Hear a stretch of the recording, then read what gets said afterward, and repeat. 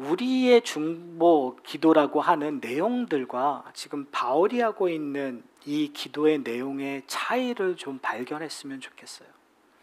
그리고 우리가 그동안 기도하면서 잊혀졌던 것들, 사실 우리가 기도해야 되는 것들, 어떻게 보면은 기도는 우리의 삶의 일부이고요. 그리고 기도는 우리의 신앙의 고백일 때가 있어요. 그렇다고 한다면 사실 우리의 기도의 내용을 한번 살펴보세요. 대부분 우리가 필요한 것들을 요구하는 내용들이에요. 심지어 그 필요한 것들이 다 이 땅의 것들일 때가 참 많아요. 제가 사도 바울을 통해서, 로마서를 통해서 우리에게 요구되었었던 것이 뭐냐면 우리의 눈을 이 땅의 것으로 향하는 것이 아니라 하늘로 향하는 거였어요. 그러니까 이미 우리에게 주어진 그 하나님의 유업을 이 땅에서 어떻게 추구하고 어떻게 나타내야 되는가, 하나님 나라의 성품, 하나님 나라의 그 능력을 바라보는 것이 사도 바울의 희망사항이었어요. 근데 사실은 저희는 그런 말씀을 듣고도 우리의 기도, 우리의 신앙의 표현들이 다 이 땅의 것들로 향하고 있는 것을 볼 수가 있어요. 그러다 보니까 누군가를 위하여 기도한다라는 것도 역시 그 사람의 원하는 것들, 그 사람이 땅에서 추구해야 되는 것들, 우리의 자식들을 향한 기도의 내용들을 한번 잘 보세요. 여러분의 가정을 향한 기도의 내용들을 잘 보세요. 그것들이 이 땅에서 잘 되는 것들, 그리고 어떤 면에서 우리가 기도할 때 우리의 태도는 내가 잘 돼야 다른 사람을 위해서도 기도를 열심히 하는 것들을 볼 수가 있어요. 기도의 우선순위가 사실은 내가 먼저고 그 다음이 다른 사람이 되는 것들을 저희가 볼 수 있습니다. 그런 의미에서 저는 이 로마서 9장에서 나타나고 있는 바울의 고백은 참 놀라운 것 같아요. 여러분, 지금 이 로마서 9장에서 나타나고 있는 바울이 이스라엘 백성들을 향한 그 마음은요, 우리가 그냥 단순하게 맞아, 좋은 마음을 갖고 있어 라고 치부할 수 없는 마음인 것 같아요. 왜 그러냐면 지금까지 사도 바울은 은연중에 유대인들의 잘못된 것들을 비판하고 그들을 꾸짖으셨거든요.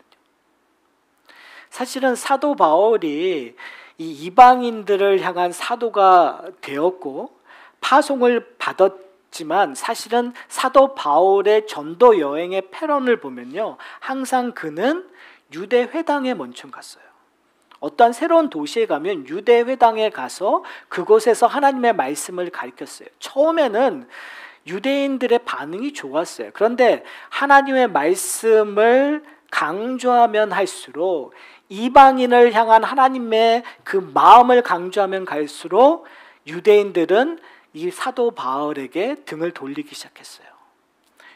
율법에 대한 교만함, 할례에 대한 교만함을 강조할 때마다 유대인들은 사도 바울을 죽이려고 했었다는 것을 저희는 사도행전을 통해서 저희들은 알 수가 있어요. 사실은 누군가 자기를 죽이려고 하는 그 사람들을 향하여 사랑함을, 긍휼함을 품는다는 것, 여러분 쉬운 일일까요? 쉽지 않아요. 여러분은 몰라도 저는 쉽지 않은 것 같아요. 누군가를, 원수를 사랑한다라는 것, 예수님이 우리에게 요구하는 거지만 사실은 그거는 쉽지 않는 것 같아요. 원수를 사랑하는 것보다는 원수를 증오하는 것이 더 쉬워요. 오늘 본문에서는 정말 놀라운 이야기를 하고 있어요. 3절에 보면 나의 형제 곧 골육의 친족을 위하여 내 자신이 저주받아 그리스도에게 끊어질지라도. 와, 너무 놀라운 간구 아닌가요? 근데 이거는 사실은 맞아, 이거 참 놀라운 간구의 내용이야, 우리도 이렇게 해야지, 단순하게 이렇게 결론을 맺지 않으시기를 소원합니다. 왜 그러냐면요, 이 무게감을 여러분이 좀 느끼셔야 될 것 같아요. 제가 단순히 원수를 사랑하는 사람에게 긍휼을 베푼다는 거 쉽지 않습니다라고 얘기했지만, 사실은 이 차원을 이해하기 위해서는 우리는 모세의 사건을 좀 이해를 하셔야 돼요. 출애굽기 32장에 모세가 분노해요. 모세가 이렇게 표현합니다. 32장 32절에 제가 읽어드릴게요. 그러나 이제 그들의 죄를 사하시옵소서. 그렇지 아니하시오면 원하건대 주께서 기록하신 책에서 내 이름을 지워버려 주옵소서. 여러분, 지금 모세가 뭘 얘기하냐면, 지금 이스라엘 백성들의 죄를 사해 줄 것을 하나님 앞에 요구하시는 거예요. 근데 왜 요구하겠어요? 하나님께서 지금 너무 크게 분노하고 계시거든요. 그러니까 지금 모세가 꺼낼 수 있는 최후의 카드를 꺼내서 하나님 앞에 얘기하는 거예요. 어디까지? 하나님, 정말 내 이름이 생명의 책에 지워지는 한이 있더라도 이들의 죄를 용서해 주셔야 됩니다라고 얘기하는 거예요. 자, 이 출애굽기 32장은 어떠한 상황이죠? 지금 모세가 하나님 앞에 이제 시내산에 올라가서 십계명을 받는데, 그 밑에서는 어떤 일이 일어났냐면 이스라엘 백성들이 모세가 없어졌으니까 불안해하는 거예요. 그동안 모세를 바라보고 여기까지 왔는데 모세가 없어지니까, 그래서 아론에게 요구합니다. 우리에게 애굽에서 우리를 구원한 신을 보여주십시오라고 얘기해요. 아론이 여기서 정말 바보 같은 짓을 하는데, 이스라엘 백성들에게 뭘 요구하냐면 귀걸이들, 금 귀걸이들을 갖고 와라. 그래서 그것을 녹여서 뭘 만들죠? 금송아지를 만들고 이것이 너희를 구원한 하나님이다 라고 이야기를 해요. 그리고 모세가 내려왔었을 때 어떤 일이 일어나냐면, 이스라엘 백성들이 광란의 춤을 추면서 지금 이 금송아지를 섬기는 모습들이 드러났을 때 이 모세가 돌판을 깨는 일들이 일어나요. 바로 그 금송아지를 사건 다음에 어떤 일이 일어났냐면요, 모세가 레위 지파 사람들 다 불러서 하나님 앞에 서지 않는 이스라엘 백성들의 사람들을 다 죽여버리는 일들이 일어나요. 그러니까 지금 단순히 32장 32절에 기록된 이 이야기는 그냥 단순하게 저들의 죄를 용서해 주라는 의미와 이 의미만이 아닌 거예요. 그러니까 여러 가지 의미가 지금 함축되어 있어요. 하나님의 진노하심이 드러나고 있는 거예요. 누구의 죄 때문에요? 이스라엘 백성들의 죄 때문에. 이미 이스라엘의 죄를 지은 사람, 하나님을 떠나갔던 사람들은 어떻게 해요? 다 심판을 받은 상황이에요. 그 가운데서 지금 모세가 하나님 앞에 간구하는 거예요. 그들의 죄를 용서하여 주시옵소서. 저는 이 모세의 사건을 통해서 현대를 살아가는 우리에게 오늘 본문이 어떤 의미인가 좀 생각해 봤으면 좋겠어요. 특히 저희 교회 같은 개혁주의 교회를 다니는 성도님들의 문제점이 있어요. 그거는 목사의 문제점이겠죠. 왜냐하면 그렇게 가르쳤으니까. 옳은 거에 대해서 목숨을 거는 사람들이 많아요. 그러니까 옳고 그름을 잘 판단하죠.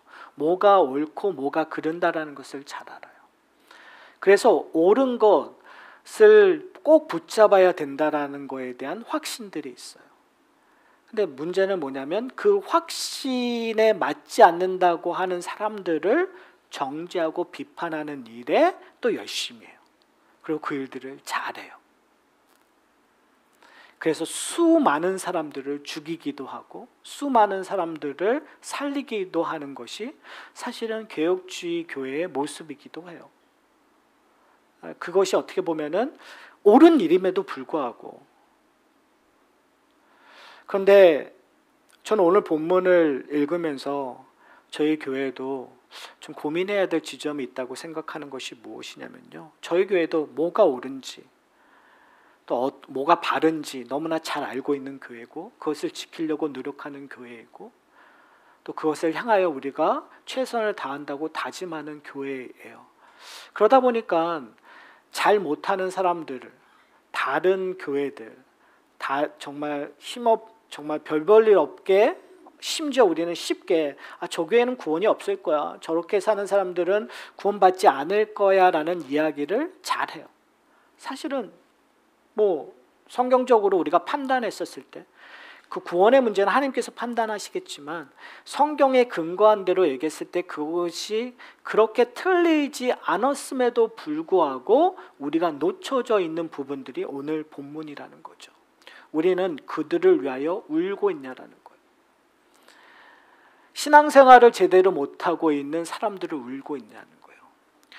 레위 지파가 정말 하나님 앞에 배교하고 있는 사람들을 죽였는데 죽이는 것으로 끝나는 것이 아니라 오늘 지금 모세가 하나님 앞에 간구하는 것처럼 이스라엘 민족들을 품고 자기가 생명책에 지워지는 한이 있더라도 이들의 죄를 용서해 달라고 하나님 앞에 간구하고 있냐는 거예요. 사실 우리는 중보기도 하나님 앞에 간구하고 있는 내용들이 제가 아까 얘기했던 것처럼 되게 이 땅의 것들만이에요. 우리의 기도의 내용들의 대부분들을 우리의 사욕을 채우거나 우리가 알고 있는 사람들이 원하는 바를 대신 읊어주는, 앵무새처럼 읊어주는 일 외에 우리는 얼마나 지금 하나님에게 멀어져 가고 있는 사람들을 위하여 기도하고 있냐라는 거죠. 그런 의미에서 참 저 자신도 그런 일을 참 더디하고 잘 못하고 있다는 것들을 발견하게 돼요. 사랑하는 성도 여러분, 오늘 사도 바울이 왜 이런 이야기를 하고 있을까요? 사도 바울은 한치도 그가 갖고 있었던 복음의 확신에서 무너지지 않아요. 지금 9장에서 또 다시 한번 이스라엘 민족들의, 유대인들의 문제점을 지적할 거예요. 그들이 갖고 있던 교만들을 다시 한번 얘기할 거예요. 그러면서 참 유대인이 누군가에 대한 이야기를 할 거예요. 그럼에도 불구하고 그래서 신학적인 논쟁들이 있거든요. 신학자들 가운데서 싸우기도 해요. 이스라엘 민족, 그 민족 자체가 정말 구원받을 수 있는가에 대한 논쟁들이 있어요. 그 논쟁을 우리가 함께 참여하는 건 저는 그렇게 의미가 있다고 생각하지 않아요. 중요한 것은 뭐냐면 사도 바울은 자기가 갖고 있었던, 하나님이 얘기했었던 것들의 확신을 차고 있어요. 그럼에도 불구하고 뭘 하냐면 오늘 본문에서 얘기하고 있는 것이 뭐냐면 내 자신이 저주를 받아 그리스도에게 끊어질지라도 그들에게 구원이 임하기를, 하나님이 그들을 저버리지 않기를 간구하고 있다는 거예요. 사랑하는 성도 여러분, 여러분 얼마나 여러분들의 이웃을 위하여 간구하고 계십니까? 여러분이 정말 무지하다고 생각하고 있는 교회들을 위하여 여러분들 얼마나 기도하고 있습니까? 우리가 비판하고 있는 그 사람들을 위하여 여러분 얼마나 기도하고 있습니까? 애통해하고 있습니까? 사도 바울이 이렇게 고백할 수 있는 이유가 도대체 뭐였을까요? 그것은 8장에서 기록된 대로 하나님의 사랑에 근거한 거였어요. 하나님이 하나님의 백성들을 사랑하고 계신다는 거예요. 누구를 내어주기까지, 자신의 아들을 내어주기까지. 그리고 누구와 그들을 위하여 탄식하고 있다고요?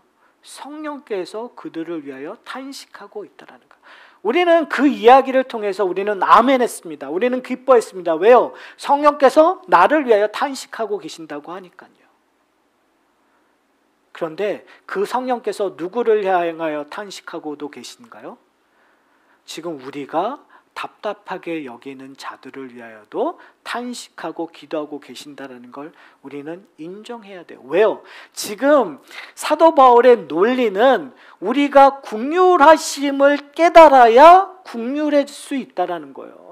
우리가 하나님의 사랑을 깨달아야 다른 사람을 사랑할 수 있다는 것이 사도 바울의 논리였어요. 아니요, 그것이 사실은 예수 그리스도의 가르치심이었어요. 산상수훈에서 얘기했던 팔복의 내용들을 다 보면은 지금 예수님께서 그 일들을 하시기 전에, 산상수훈이라는 거 저희가 지금 수요일날 성경 공부를 하고 있는데요. 산상수훈이라는 것은 예수님께서 사역을 시작하실 때에 산에 오르셔서 가르치셨던 내용이에요. 근데 그 모양이 그대로 시내산의 모습과 교차되는 부분들이 있어요. 어떻게 보면 지금 예수 그리스도가 새로운 백성들을 향한 새 율법을 받고 있는 상황이에요. 근데 재밌게도 무슨 말이냐면 지금 모세가 그 율법을 받고 내려왔을 때 이스라엘 백성들은 어떠한 모습이었죠? 금송아지를 만들고 하나님 앞에 배교하고 있었던 상황이에요. 예수님께서 지금 새 율법을 받고 나가셔서 3년 동안 사역을 하시는데 사역의 결과물이 뭐죠? 제자들이 예수를 배반하는 거였어요. 십자가 달렸을 때 어느 누구도 예수를 살리려고 하지 않았었을 때요. 어떻게 보면 부활이 있기 전까지는 예수님의 사역이 무의미한 것처럼 여길 수 있었던 그 상황에서 지금 예수님께서 산상수훈을 통해서 뭐라고 얘기하냐면 긍휼히 여기는 자는 복이 있을지어다. 마음이 가난한 자는 복이 있을지어다. 애통해하는 자는 복이 있을지어다라고 얘기해요. 왜 그런 이야기를 하냐면 바로 그런 자를 위하여 예수님께서 모든 심판과 저주를 감당하셨기 때문에 그래요. 예수님께서 긍휼히 여기시니까, 예수님께서 애통해 하시니까, 예수님께서 그 인간의 마음의 파탄, 인간의 마음의 가난함이 무엇인지를 그가 십자가에서 경험하시고 그 모든 것들을 해결해 주셨으니까 우리는 복받은 자로서 뭘 경험하게 되는 거예요?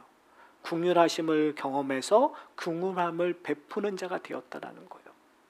사랑하는 성도 여러분, 바로 사도 바울은 그 복음의 핵심을 깨달았어요. 어떠한 핵심이라고요? 예수 그리스도가 이루어 주신 것들을 누가 수여한 수혜자예요? 바로 그의 백성들이 수혜자라는 거예요. 근데 그 수혜자의 특징이 뭐냐면 스스로 할 수 없는 존재라는 거예요. 스스로 긍휼히 여길 수 없는 존재라는 거예요. 스스로 마음이 가난해질 수 없는 존재라는 거예요. 스스로 사랑할 수 없는 존재예요. 스스로 애통할 수 없는 존재라는 거예요. 그것이 우리의 문제예요. 그런데 누가 그 일을 하셨다고요? 하나님이 하셨다는 거예요. 사랑하는 성도 여러분, 바로 그것을 경험한 자이기 때문에 지금 사도 바울이 뭐라고 얘기하는 거죠? 내가 저주를 받아 그리스도에게 끊어질지라도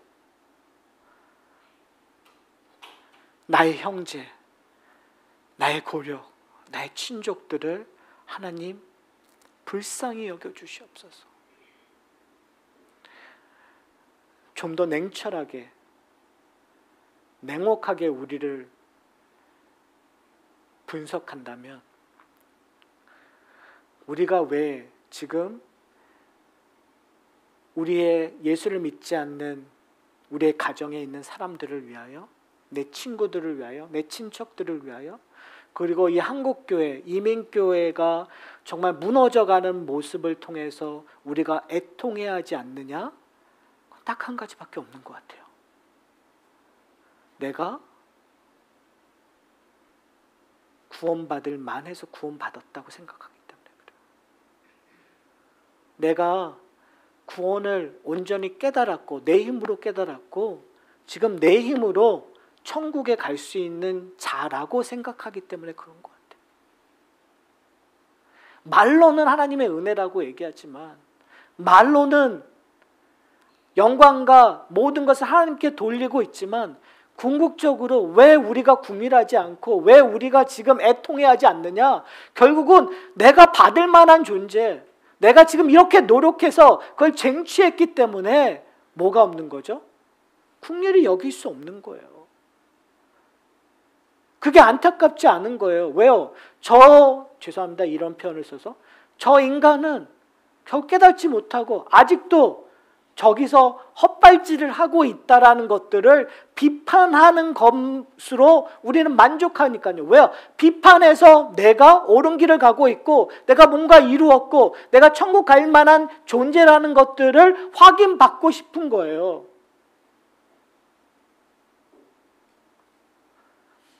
그게 어떻게 보면 우리의 현실인 것 같아요. 그럼 결국 그 끝은 뭘까요? 우리는 그렇게 교만한 자리에 있었는데 어떻게 보면 성경에서 우리의 결말은 바리새인들과 같은 모습이 되지 않을까? 사실 그런 모습을 향한 사람을 향하여 지금 사도 바울이 끊임없이 지금 그 이야기를 하고 있었거든요. 사도 바울이 지적하고 있는 유대인들과 별반 다른 존재 아닐까? 여러분, 지금 이 논리의 시작과 논리의 끝이 결국은 남에게 적용되는 것이 아니라 우리에게 적용되어야 되는 거예요. 우리를 판단했을 때 우리는 올바른 걸 알고 있다고 생각했는데 그런데 우리의 모습은 다른 사람을 비판하고 정죄하기 쉽고 나는 천국 갔다고 확신하고 그런데 나는 다른 사람들을 위하여 긍휼을 베푸지 않고 그들을 위하여 애통해하고 있지 않고 그러면 그것이 결국은 교만이고 그리고 결국은 그것이 우월성이고 그러면 그것은 결국은 사도 바울이 지적하고 있고 예수님이 지적하고 있는 바리새인들의 모습이고 바리새인들을 예수님께서 얘기하고 있는 것은 결국은 그들에게 정죄함이 있다라는 것 얘기하고 있는 거 아니에요. 결국은 우리가 정죄하고 있었던 그들과 별반 다르지 않는 우리의 모습을 보게 되는 거예요. 근데 중요한 점은 여기서 어떻게 해요? 뭐 해야 되는 거예요? 머리를 동에 맞다가 아니라 거기서 우리가 꼬꾸라져야 되는 거예요. 여기서 회개해야 되는 거예요. 여기서 울며 하나님 앞에 우리의 죄를 자백해야 되고 하나님의 긍휼하심을 간구해야 되는 거죠. 사랑하는 성도 여러분, 우리가 그 자리로 가기를 소원합니다. 우리가 만약에 교만한 자리에 있었다면 지금 하나님 앞에 무릎을 꿇고 우리의 죄를 자백하는 시간이 되었기를 소원합니다.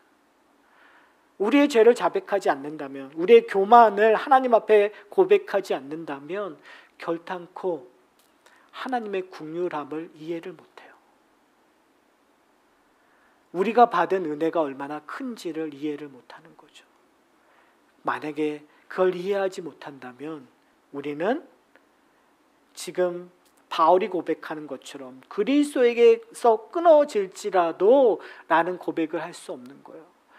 모세가 얘기했던 것처럼 생명책에 지워질지라도 라는 고백을 못하는 거죠. 그런데요, 만약에 여러분이 죄를 자백하고 하나님의 긍휼하심을 이해하고 그것을 여러분이 경험한다면 이 고백이 나올 수밖에 없어요. 왜요? 이렇게 기도해도 하나님께서 어떻게 하실 거니까요. 결코 우리를 끊지 않으시기 때문에. 하나님께서 우리를 결코 생명책에서 지우지 않으시기 때문에. 왜요?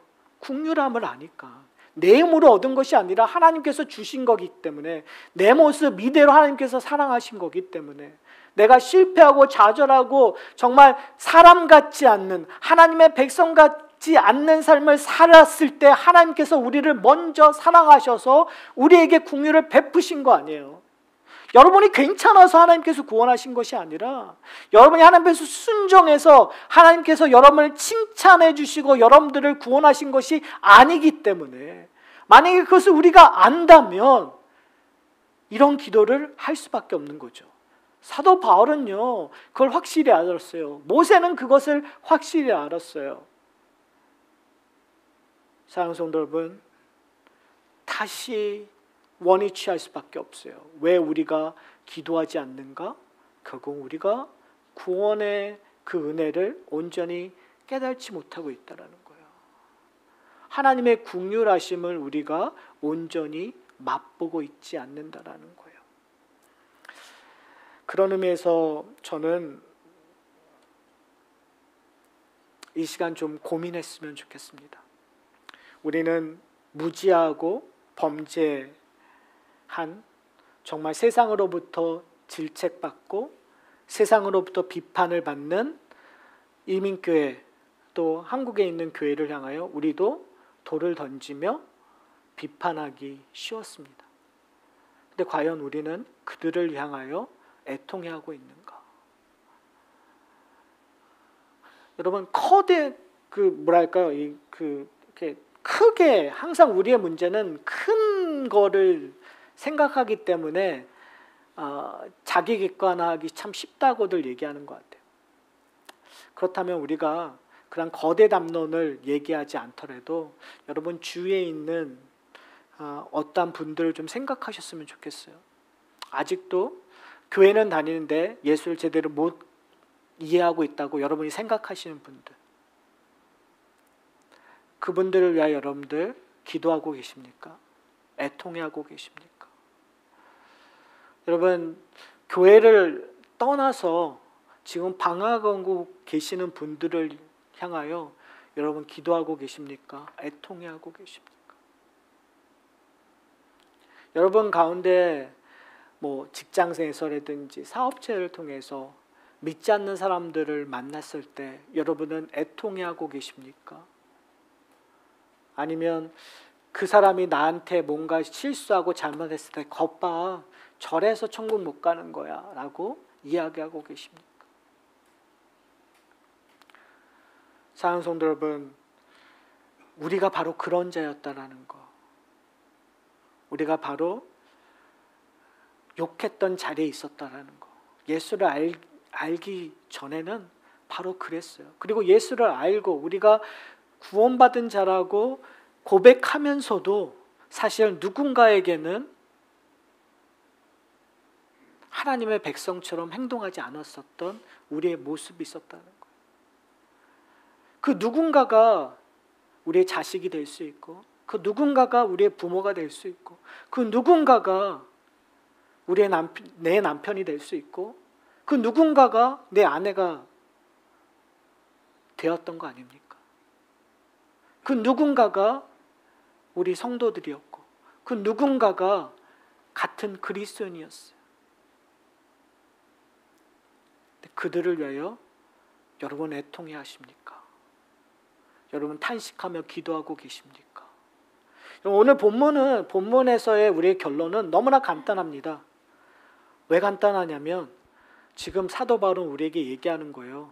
성령이 너희를 위하여 탄식한 것처럼 너희도 너희의 이웃을 위하여 탄식하라. 성령이 너희를 위하여 기도한 것처럼 너희도 너희가 알고 있는 자들을 위하여 기도하라. 중요한 건 여러분, 설교를 통해서 맞아 로 끝나는 건 아무 의미 없는 거겠죠. 바로 우리가 이것들을 실천하며 다시 한번 하나님의 은혜를 경험하는 그 길로 걸어가는 거라고 생각합니다. 오늘 말씀이 그냥 오늘 이 예배 설교 시간으로 끝나지 않기를 소원합니다. 여러분 쉽지 않을 거예요. 어려울 거예요.